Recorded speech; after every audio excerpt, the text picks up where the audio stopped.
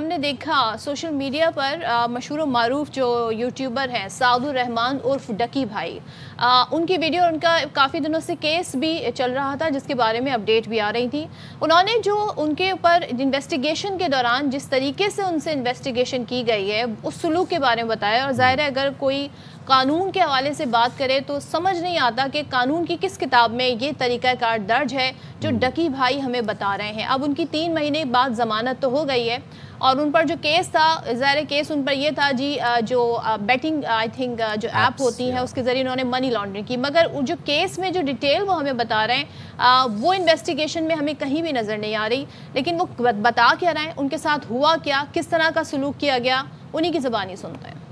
YouTuber डकी भाई ने अपनी गिरफ्तारी से रिहाई तक की कहानी सुना दी। डकी भाई ने बताया 16 अगस्त 2025 को मलेशिया जाते हुए एयरपोर्ट से गिरफ्तार किया गया। एयरपोर्ट से एनसीसीआई के ऑफिस मुंतकिल कर दिया गया। 16 अगस्त 2025 को रात के 9 बजे के करीब हमारी फ्लाइट होती है। इमिग्रेशन वाले आते हैं, वो कहते हैं कि आ जाएं हमारे साथ। एयरपोर्ट के बाहर एनसीसीआई की टीम आई होती है, मुझे वो हथकड़ी लगाते हैं, मेरी गाड़ी में बैठा देते हैं। डकी भाई ने बताया मेरा 23 दिन का रिमांड लिया गया। इन्वेस्टिगेशन में पहले 23 मिनट में तमाम जवाब दे दिए थे। एनसीसीआई के असिस्टेंट डायरेक्टर शुएब रियाज ने पैसों की डिमांड की। मेरे बैलेंस के अकाउंट से 3,26,000 USDT अपने अकाउंट में ट्रांसफर कराए। इसने मेरे से जबरदस्ती 3,26,000 USDT, जिसकी PKR के अंदर वैल्यू बनती है 9 करोड़ पाकिस्तानी रुपया। अब जिस अकाउंट में उसने ट्रांसफर किया वो मेरे IO असिस्टेंट डायरेक्टर शुएब रियाज साहब का अपना पर्सनल अकाउंट। साद रहमान उर्फ डकी भाई ने बताया additional director NCCI Sarfaraz Chaudhry और दीगर अफसरान ने गालियां दी और तशद्दुद का निशाना बनाया।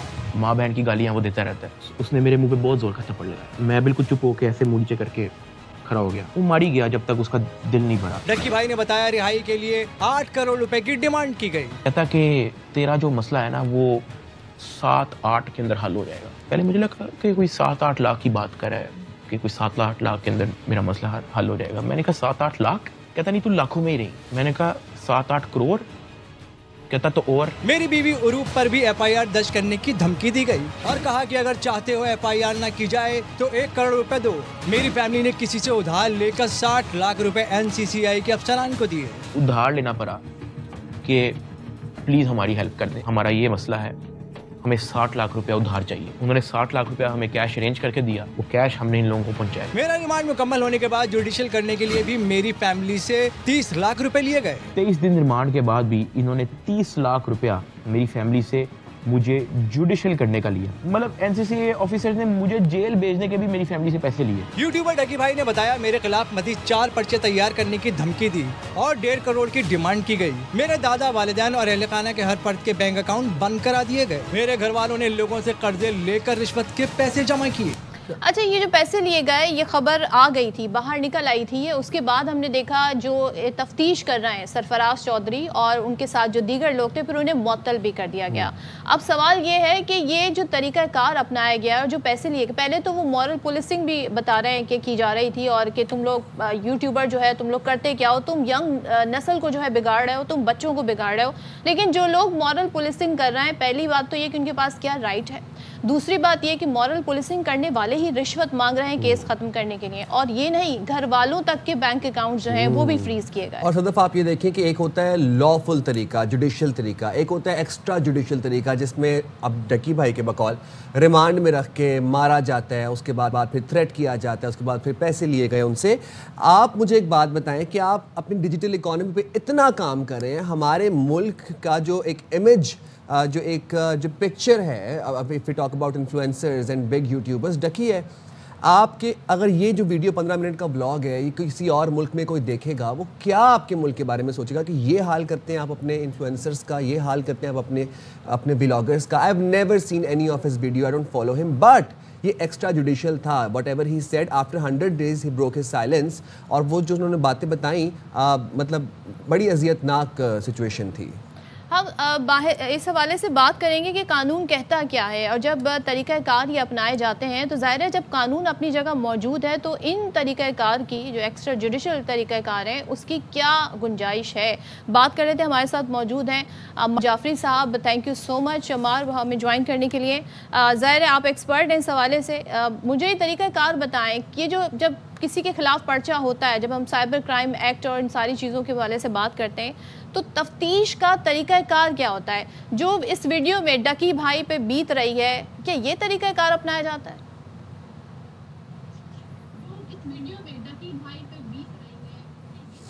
جی جی صدف اور سائم، بہت شکریہ مجھے پروگرام میں بلانے کا. دکھ بھی ہوا کافی دیکھ کے کل جب یہ چیزیں آئیں سامنے.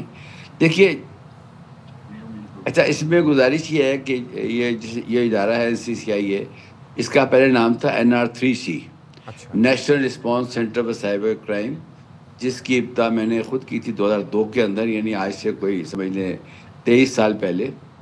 لیکن طریقہ کار پہلے میں ایکسپلین کر دیتا ہوں.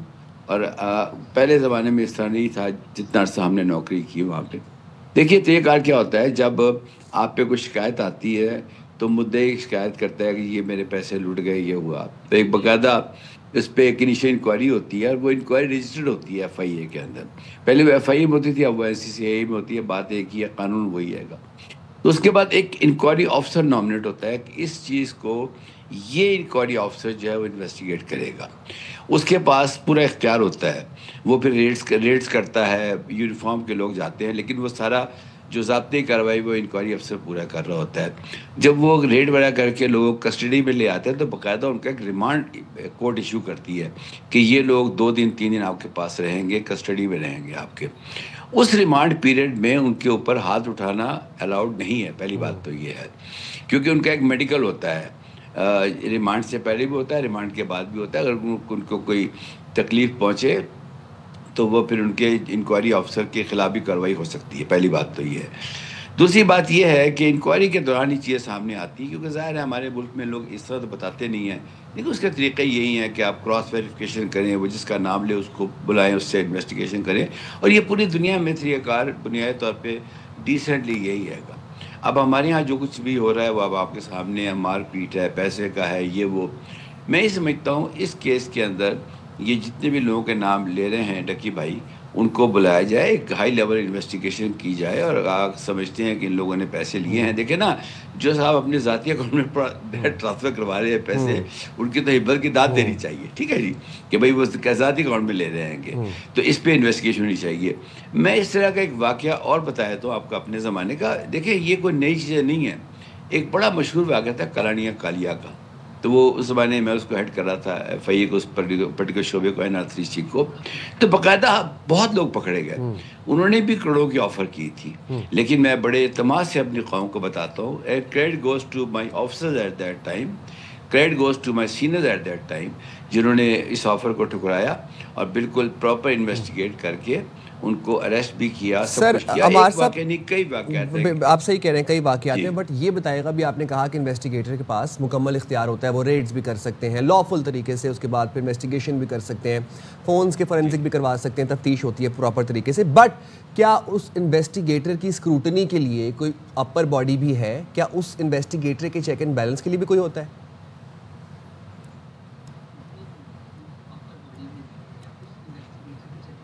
جی بالکل بالکل. دیکھیں پہلی بات تو یہ ہے کہ قانون کو سمجھنے کی کوشش کرتے ہیں.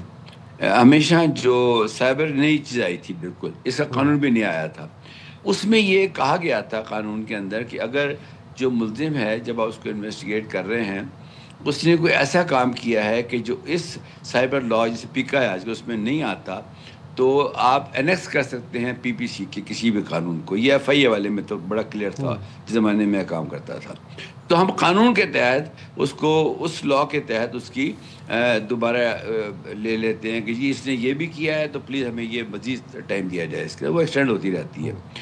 اپر باڈی جو ہے نا، وہ اس میں یہ ہے کہ اس کو اختیار ہے ملزم کا جو وکیل ہے کہ وہ کہے جی میں سیٹسفائیڈ نہیں ہوں اس انکوائری آفس سے، اس انکوائری آفیسر سے، اور یہ تنگ کر رہا ہے، تو وہ فوری طور پہ اپنا اپلائی کر کے انکوائری آفیسر چینج کرا سکتا ہے. اور یہ ہوا ہے کئی مرتبہ، لا میں یہ پروویژن موجود ہے.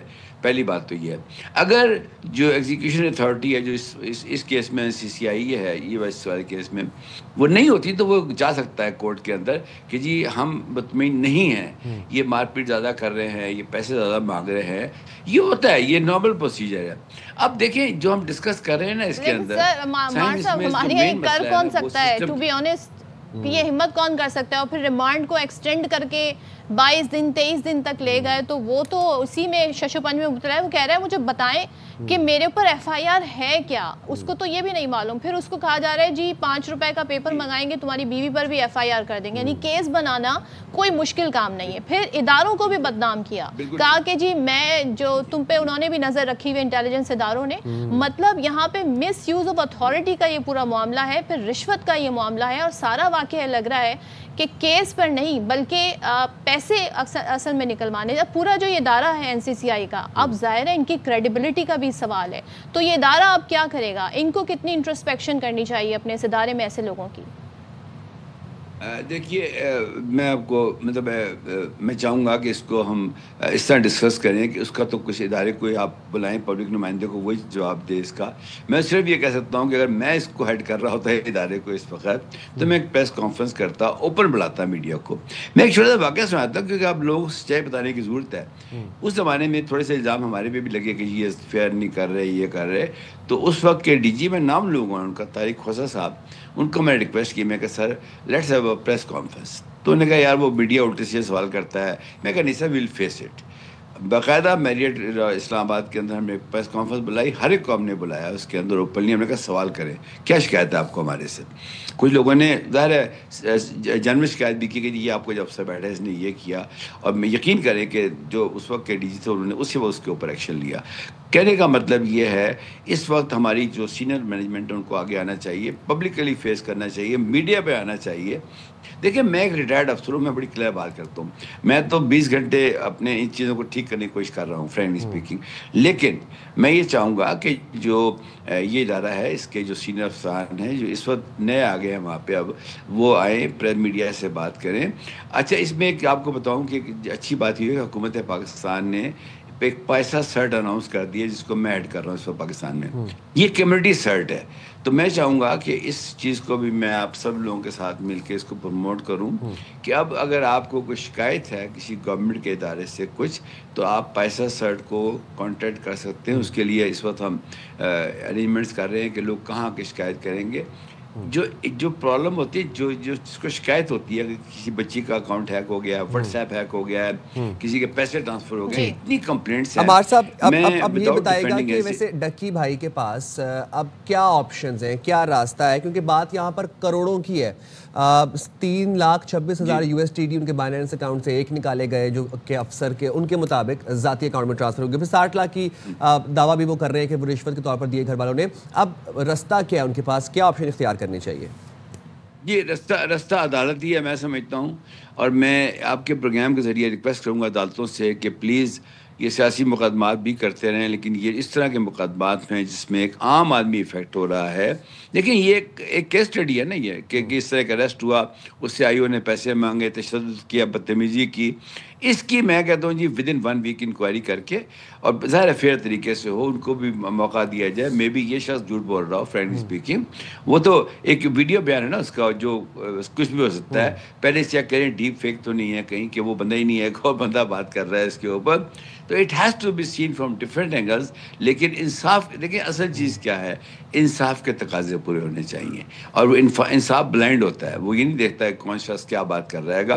तो मैं तो यही कहूँगा इसके ऊपर आज ही को हाई लेवल इंक्वायरी कमेटी बने, मिनिस्ट्री बनाए, इदारे बनाए, और इसको जुडिशली इसको प्रोसेस करें, और जो लफ्ज़ है करार वाकई सज़ा मिलनी चाहिए इसको काम करने के लिए, मंतकी की अंजाम तक इस सारी सिचुएशन को पहुंचना चाहिए। Thank you so much Jafri साहब, बहुत शुक्रिया। और देखें जब कानून मौजूद है तो कानून अपना रास्ता खुद लेगा। किसी ने अगर गलत किया है, उस पर जेन्युइन केस है, तो उसे कानून के मुताबिक चलने दें। लेकिन कानून से बाला अगर मामलात लेके जाएंगे और अगर रिश्वत के वसूल होगा तो फिर तो सवाल उठेंगे सारी इन्वेस्टिगेशन में। और आप जब किसी को पकड़ते हैं, किसी को इन्वेस्टिगेट करने के लिए बुलाते हैं, उठाते हैं, तो कानून के तहत ही करते हैं ना, कानून के मुताबिक।